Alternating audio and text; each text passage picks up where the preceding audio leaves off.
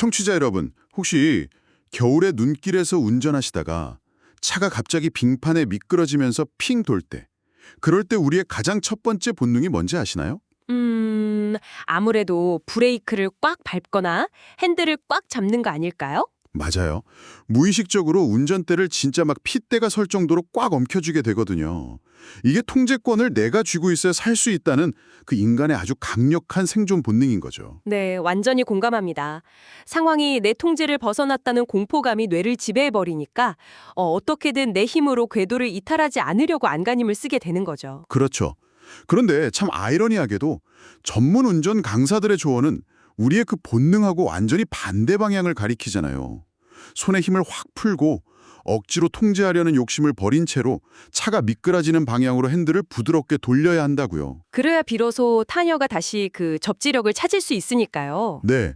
근데 머리로는 이걸 알아도 막상 내 삶이 벼랑 끝으로 확 미끄러지는 것 같은 위기가 닥치면 그 꽉 쥔 통제권을 턱 놔버린다는 건 정말 뼈를 깎는 고통만큼이나 어렵잖아요. 사실 인간은 이성보다 두려움에 훨씬 더 취약한 존재거든요. 내가 모든 걸 통제하고 쥐고 있어야만 안전하다는 착각. 사실 바로 그게 우리를 더 큰 위험이나 혼돈으로 몰아놓곤 하죠. 그래서 오늘 우리가 심층 탐구해볼 핵심 자료가 바로 이 지점과 완벽하게 맞닿아 있습니다. 수천 년 전 히브리어 원문으로 기록된 고대 텍스트, 네, 바로 창세기의 기록입니다. 아, 창세기요. 아주 방대하고 흥미로운 텍스트죠. 맞습니다. 그 방대한 기록 중에서도 오늘 우리의 미션은 인류 역사의 거대한 전환점인 한 인물, 바로 아브라함의 삶과 신앙 여정을 낱낱이 해체해보는 겁니다. 아마 들으시는 분들 중에는 수천 년 전 고대 중동을 떠돌던 유목민 이야기가 현대 우리 삶이랑 과연 무슨 상관이 있을까? 이렇게 궁금해하실 분들도 꽤 있을 것 같은데요. 바로 그 지점이 오늘 이야기의 핵심 포인트입니다. 아브라함의 서사는 그냥 먼지 쌓인 종교 텍스트에 머무는 게 절대 아니거든요. 네, 단순한 옛날 이야기가 아니죠. 맞아요. 불확실성이 가득한 오늘날 우리 상황에 완벽히 적용됩니다. 척박한 환경에서 어떻게 결단을 내릴지, 껄끄러운 가족 간의 갈등을 어떻게 소통할지, 그리고 무엇보다 내 삶이 통제불능이 빠졌을 때 그 통제권을 어떻게 다루어야 하는지 보여주는 완벽한 마스터 클래스거든요. 좋습니다. 그럼 이 여정의 깊이를 제대로 파악하기 위해서 아브라함이 역사 무대에 등장하기 전 상황을 먼저 짚어봐야 할 것 같아요. 창세기 초반부의 배경을 우주적 관점에서 세팅해 볼 필요가 있습니다. 우주적 관점이요? 창조 기사를 말씀하시는 건가요? 네, 맞습니다. 텍스트는 천지 창조의 장면으로 시작하잖아요. 여기서 아주 핵심이 되는 히브리어 단어가 하나 등장하는데 바로 토후와 보호라는 단어입니다. 토후와 보후? 약간 생소한 발음인데 무슨 뜻인가요? 이게 형태가 없고 텅 빈, 그야말로 압도적인 혼돈과 공허의 상태를 뜻하거든요. 하나님은 이 엉망진창인 혼돈 속에서 빛과 어둠을 나누면서 어떤 질서를 창조해내십니다. 그러니까 무에서 유를 뚝딱하고 만들어내는 마술쇼 같은 게 아니라 무질서한 상태에 질서와 기능을 부여하는 과정이군요. 정확합니다. 약간 무의 비즈니스로 치면 엉망으로 돌아가서 부서지기 직전인 스타트업에 엄청 유능한 최고 경영자가 딱 들어와서 역할과 시스템, 질서를 딱 잡아주는 그런 느낌이랑 비슷하네요. 오, 그 스타트업 비유가 창세기의 창조 개념이랑 아주 찰떡같이 잘 맞네요. 그렇게 시스템이 본래 목적대로 잘 돌아가는 완벽한 질서의 상태, 그걸 보시고 좋았다고 평가하시거든요. 히브리어로는 키토브라고 하죠. 아하, 키토브. 그러니까 창세기가 말하는 선함이라는 건 철저하게 그 혼돈의 질서를 부여하는 행위에서 나오는 거군요. 네, 그게 핵심입니다. 질서가 곧 선함인 셈이죠. 그런데 참 아름다운 질서가 그리 오래 가지는 못하잖아요. 바로 뒤이어서 인류가 등장하면서 이 우주적 질서를 다시 혼돈으로 완전 박살내버리는 사건들이 계속 터지니까요. 맞아요. 그 창세기 3장과 4장에 나오는 아담, 하와 그리고 가인의 이야기를 면밀하게 분석해보면 아주 흥미로운 패턴이 하나 보입니다. 바로 이들이 위기에 대처하는 방식인데요. 선악과를 먹고 난 후회 반응 같은 거 말씀하시는 거죠? 네, 아담과 하와는 선악과를 먹고 나서 일단 두려움에 빠져서 숨어버리잖아요. 그리고 책임 소재를 묻는 질문에 서로에게, 심지어 하나님에게 책임을 떠넘기고 전가해버리죠. 완전 회피네요. 가인도 비슷하지 않나요? 맞습니다. 동생 아벨을 살해한 가인 역시 진실을 묻는 질문에 내가 내 아우를 지키는 자니까 하면서 아주 공격적인 변명과 회피로 일관합니다. 아, 결국 자기가 원하는 걸 억지로 막 움켜쥐려다가 위기가 딱 닥치니까 자기 안위랑 생존만을 위해서 관계를 싹 끊어내고 우주적 질서를 깨트려 버리는 거네요. 책임을 회피하고 변명하는 그 태도 자체가 엄청난 혼돈이네요. 그렇죠. 바로 그 끔찍한 혼돈의 역사, 질서가 붕괴된 그 서사 한가운데서 완전히 새로운 돌파구처럼 딱 등장하는 인물이 오늘의 주인공 아브라함입니다. 와, 타이밍이 기가 막히네요. 네. 창세기 12장에서 하나님은 아브라함에게 고향과 친척과 아버지의 집을 떠나서 내가 네게 보여줄 땅으로 가라고 명하시거든요. 근데 저기요, 당시 고대 근동 사회에서 씨족 사회 울타리를 떠난다는 건 엄청난 일 아닌가요? 나를 보호해주는 경찰이나 법, 경제적 안전망 이런 걸 전부 다 스스로 끊어버린다는 뜻이잖아요. 맞아요. 거의 목숨을 건 도박이나 다름없는 행위죠. 그야말로 완벽한 익숙함과 안전을 버리고 아무것도 보장되지 않은 미지의 혼돈 속으로 스스로 그냥 걸어 들어가는 행위네요. 앞서 말한 아담이나 가인이 보여준 그 이기적 욕망의 방향성을 완전히 180도 거스르는 결단이잖아요. 네, 정확히 보셨습니다. 텍스트는 바로 이 지점을 아브라함을 통한 새로운 창조적 질서의 시작으로 선언하는 거예요. 과거의 그 낡은 혼돈에서 벗어나서 보이지 않는 약속이라는 새로운 질서를 향해 내딛는 역사적인 첫걸음이었던 거죠. 근데 잠깐만요. 여기서 짚고 넘어가야 할 게 하나 있습니다. 질문 하나 드릴게요. 네, 말씀하시죠. 창세기 1장에서 빛이 있으라 했을 때 우주적 질서가 번쩍하고 잡혔던 것처럼 아브라함의 내면이나 신앙도 부름받은 그 첫 순간에 갑자기 완벽한 성인군자로 딱 세팅이 된 건가요? 솔직히 인간 심리라는 게 그렇게 한순간에 완성될 수 있는 건 아니잖아요. 어휴, 아주 날카로운 지적이십니다. 그 질문에 대한 텍스트의 대답은 아주 단호하게 아니다입니다. 아, 완벽하지 않았군요. 전혀요. 아브라함의 여정은 처음부터 완벽한 순종이나 흔들림 없는 신뢰가 절대 아니었습니다. 오히려 당시의 그 가혹한 환경 속에서 처절하게 깨지고 실패하는 아주 지극히 현실적이고 고통스러운 진화의 과정이었죠. 구체적으로 어떤 환경이 그토록 아브라함을 흔들어 넣었던 건가요? 그가 약속의 땅 가나안에 도착하자마자 마주한 가장 큰 위기가 바로 기근이었습니다. 기근요? 요즘으로 치면 엄청난 경제 불안 같은 건가요? 그 정도가 아닙니다. 당시 고대 유목민에게 기근이란 건 그냥 슈퍼마켓 가서 빵 못 사는 정도가 아니고요. 국가 구호 시스템도 없던 시대니까 나와 내 가족, 그리고 가축의 완전한 몰살을 의미했습니다. 생존에 대한 극판의 공포가 덮친 거죠. 아, 굶어 죽을 위기군요. 그래서 어떻게 했죠?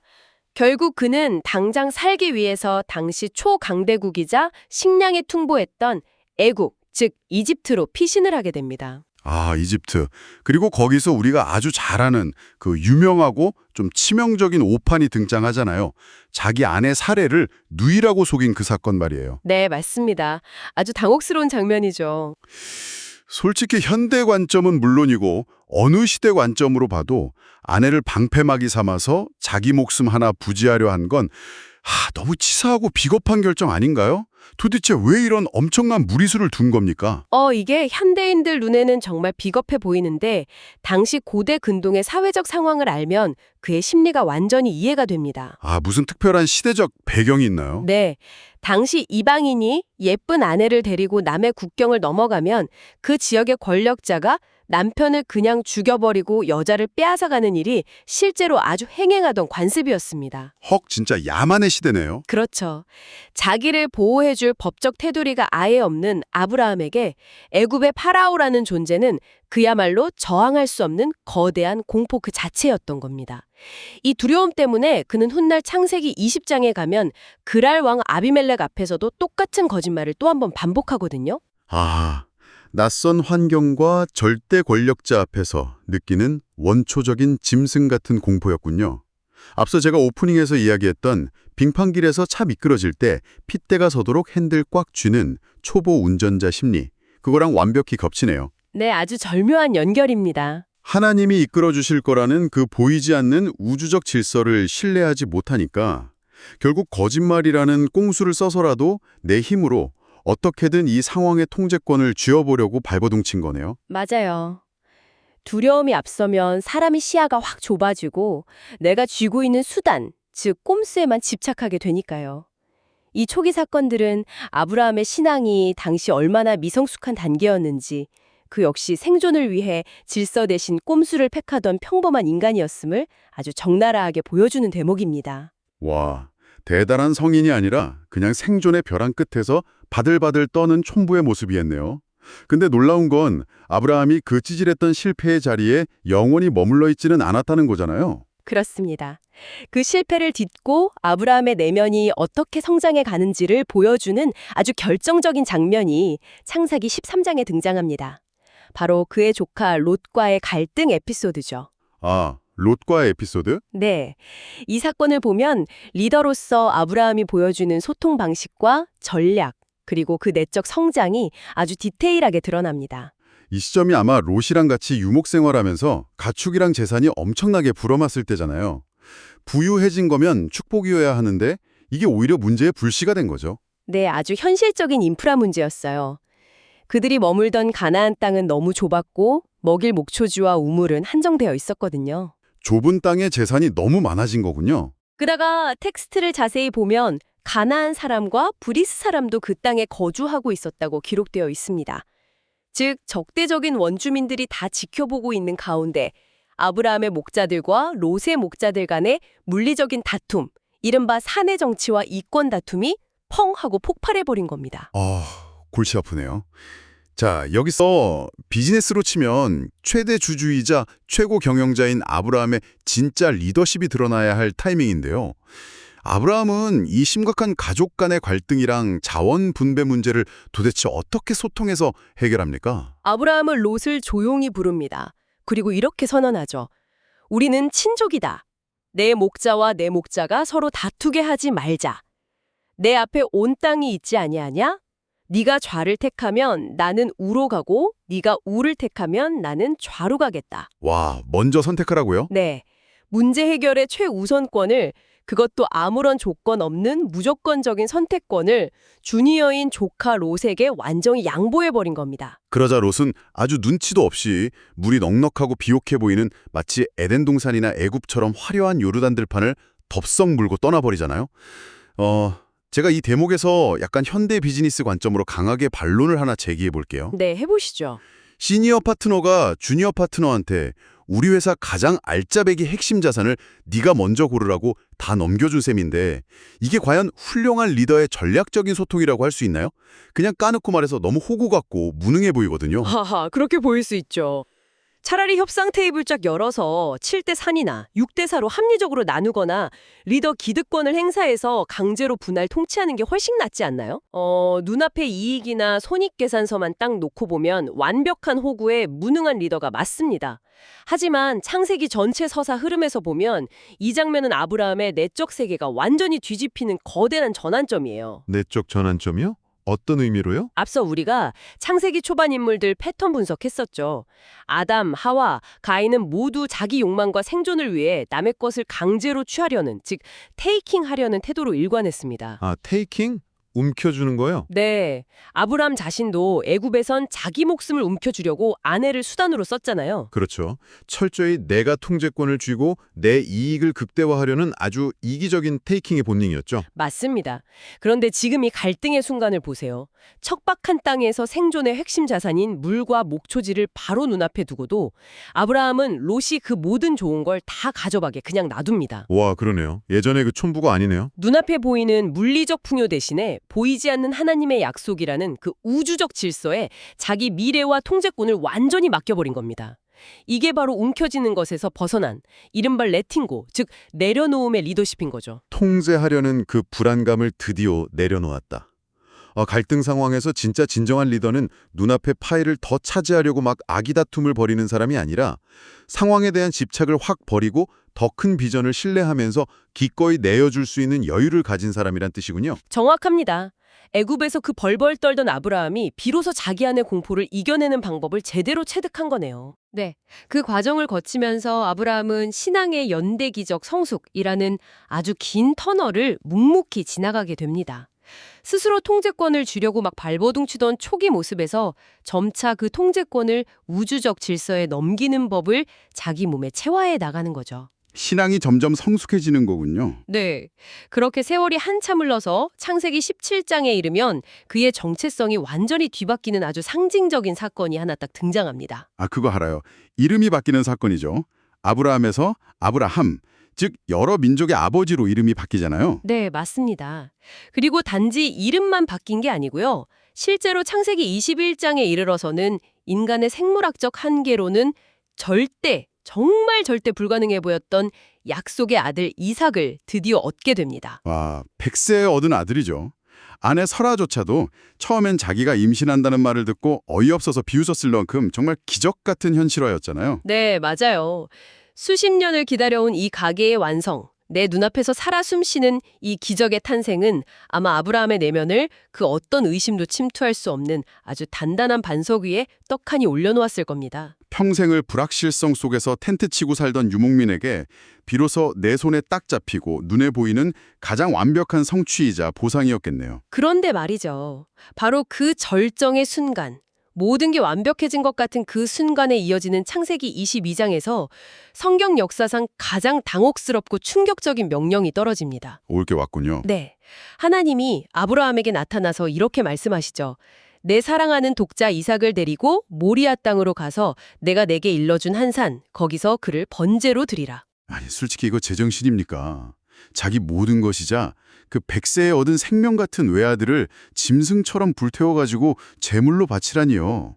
이건 아브라함이 평생 쌓아온 세계관 전체를 박살내버리는 도저히 납득할 수 없는 부조리 아닙니까? 맞습니다. 인간의 이성이나 상식으로는 절대 수용할 수 없는 극단적인 부조리 그 자체죠. 그런데 이 압도적인 혼돈의 요구 앞에서 아브라함이 보여주는 반응, 바로 그 반응이 이 텍스트의 진짜 핵심입니다. 어떻게 반응했나요? 엄청 화냈을 것 같은데요?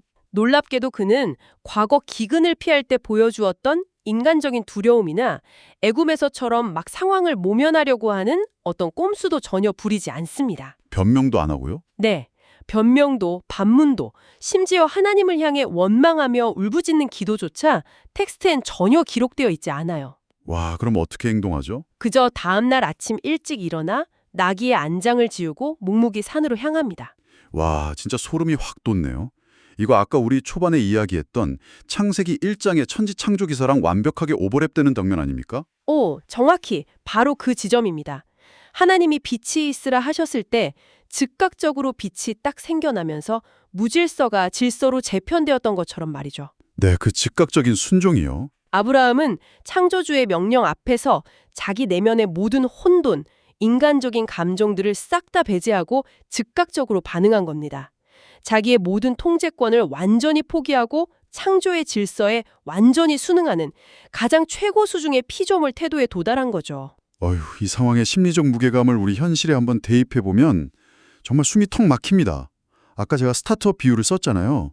그 비유를 끝까지 한번 밀고 나가볼게요. 네, 해보시죠. 이건 마치 평생을 뼈 빠지게 고생하고 막 수백 번의 파산 위기를 넘기면서 키워낸 내 회사가 마침내 나스닥에 상장하면서 종을 딱 울리는 바로 그날 아침에 갑자기 나타나서 네가 가진 모든 주식을 단 한 장도 남김없이 다 불태워버려라. 이렇게 요구받은 거랑 똑같잖아요. 아주 무시무시한 비유네요. 아니, 인간이 어떻게 자기 존재 이유를 이렇게 쉽게 탁 포기할 수 있죠? 솔직히 말해서 이게 맹목적인 사이비 종교에 빠진 광신도들 모습이랑 다른 게 뭡니까? 겉보기엔 그렇게 오해할 수 있지만 광신도의 맹종과는 완전히 결이 다릅니다. 아브라함의 이 고요하고 침착한 순종은 수십 년에 걸쳐 축적된 탄탄한 데이터의 결과물이거든요. 데이터요? 아, 경험치 말하는 건가요? 네, 그에게는 아주 치열했던 삶의 궤적이 있었습니다. 가나안 땅의 척박한 기근, 애굽 파라오 앞에서의 치욕적인 실패, 조카 롯과의 뼈아픈 갈등, 이런 숱한 위기 속에서 자기가 통제하려고 발버둥 칠 때는 언제나 상황이 혼돈에 빠졌거든요. 아, 자기가 운전대 꽉 잡았을 때는 다 미끄러졌죠. 맞습니다. 하지만 결국 그 모든 우여곡절 속에서도 약속을 지키시고 자신을 구원해 내신 분은 하나님이라는 걸, 그 신실함을 자기 온몸으로 직접 경험하고 검증한 겁니다. 아하, 그러니까 그 수십 년 동안의 뼈저린 실패와 구원의 경험치들이 차곡차곡 쌓여서 만들어낸 거대한 신뢰의 결과물이군요. 절대 맹신이 아니네요. 네, 그래서 아브라함은 모리아산에서 그 유명한 고백을 할 수 있었던 겁니다. 여호와 이래, 여호와께서 산에서 준비하시리라. 이 압도적인 신뢰를 보여준 거죠. 여호와 이래. 다 맡긴다는 거군요. 생명의 주관자에게 자기의 가장 소중한 가치조차 온전히 다 맡길 수 있는 상태인 겁니다. 내가 발버둥 치며 움켜주지 않아도 내 손에서 완전히 통제권을 놔버려도 저 거대한 우주적 질서가 나를 가장 선한 길로 인도할 것이라는 절대적인 확신인 거죠. 이야, 대단하네요. 이것이 바로 신앙을 가진 한 인간이 다다를 수 있는 내적 성장의 가장 궁극적인 단계, 마스터피스인 셈입니다. 와, 정말 밀도 높은 통찰입니다. 청취자 여러분, 우리는 오늘 창세기라는 이 방대한 기록을 통해서 한 평범한 인간의 치열한 진화 과정을 연대순으로 쫙 지켜봤습니다. 네, 아주 극적인 여정이었죠. 미지의 낯선 환경에서 기근의 두려움에 빠져서 자기 살겠다고 아내마저 속이려 했던 그 미성숙한 유목민이요.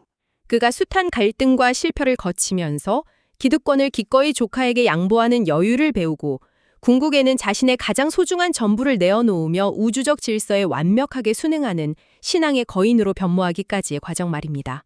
이 긴 여정은 현대사회를 살아가는 우리 모두에게 진정한 리더십과 성숙의 본질에 대해 아주 무거운 질문을 던져줍니다. 어떤 질문일까요? 많은 분들이 흔히 성숙한 어른 혹은 아주 유능한 리더란 내 삶의 모든 변수를 다 계산하고 처음부터 끝까지 상황을 내 통제 아래 완벽하게 딱 두는 사람이라고 착각하거든요. 하지만 아브라함의 삶은 인간의 그런 통제력이 얼마나 헛된 환상인지, 얼마나 오만한지를 아주 명백히 증명해 줍니다. 맞아요. 상황을 통제하려고 아등바등할수록 오히려 더 깊은 혼돈의 늪에 빠졌던 아담, 가인, 그리고 그 초기의 아브라함 모습이 그걸 완벽하게 보여주잖아요. 네, 진정한 지혜와 내면의 단단함은요. 아까 빙판길 운전 비유하셨죠. 거기서 핸들의 힘을 쫙 빼듯이 내가 쥐고 있는 내 삶의 통제권을 언제 그리고 어떻게 나보다 더 크고 신뢰할 수 있는 그 절대적 진리 앞에 과감하게 내려놓을지 아는 것, 바로 거기에서 시작됩니다. 내려놓을 타이밍을 아는 것. 네. 두려움 때문에 막 움켜쥐려는 그 불안감에서 완전히 벗어날 때, 그때 비로소 우리는 진정한 내면의 평화와 가장 합리적이고 선한 결단에 도달할 수 있는 겁니다. 청취자 여러분, 오늘 이 오랜 고대 텍스트의 해체를 통해서 과연 어떤 지점을 발견하셨나요?